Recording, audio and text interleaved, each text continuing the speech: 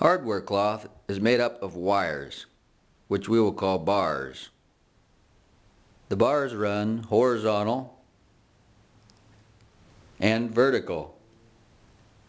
The horizontal and vertical bars are welded together in parallel runs, which makes up a grid of squares.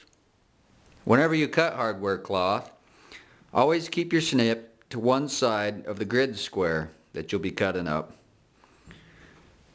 Just put your snip tight to a vertical bar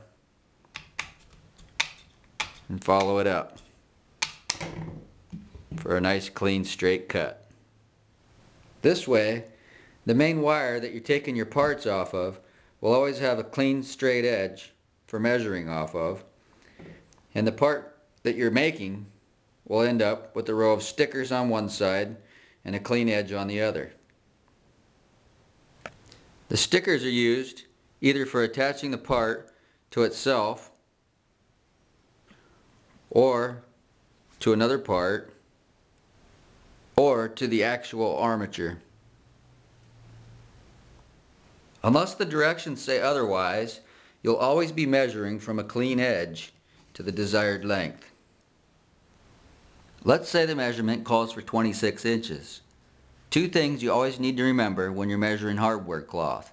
First of all, because it's imperfect, your measurement will often come up between two bars.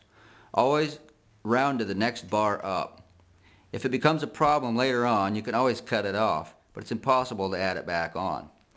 The second thing is, after you've rounded the next bar up, you always want to add a sticker and then cut in that spot. So the actual measurement, unless the directions say otherwise, is 26 inches plus stickers. While it is possible to just follow the grid to keep track of where you're going to cut, it can become quite confusing to your eyeballs. A felt tip marker is a good tool for marking your wire.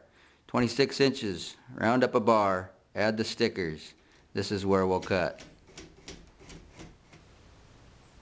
While you can cut long runs with a pair of side cutters, the best tool for the job is a good pair of snips. I prefer the angled kind because they keep your hand up out of the way of the sharp stickers as you cut across. The best way to do this is to push down on the wire with your foot on the same side as your cutting hand. With the other hand, pull up on the wire. Put your snips on a vertical bar and begin cutting.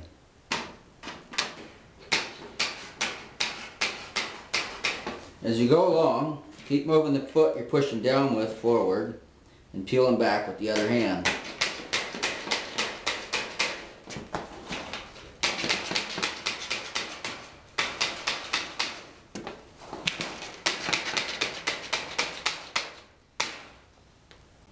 If you do need to use a side cutter, it's basically the same thing.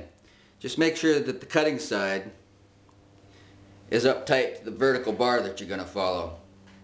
And instead of coming at it like you do with the snips, I find it easier to come down from the top and just cut one bar at a time.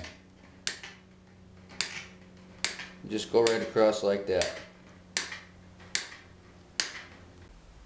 If you're working on a tight budget and you only want to purchase either the snip or the side cutters, but not both, the side cutter is pretty necessary. It's the perfect tool both for cleaning up stickers when they need to be removed, or for working right on the armature. It's very difficult to get a pair of snips in there to say remove one of these rows. But the side cutters does a perfect job, easily.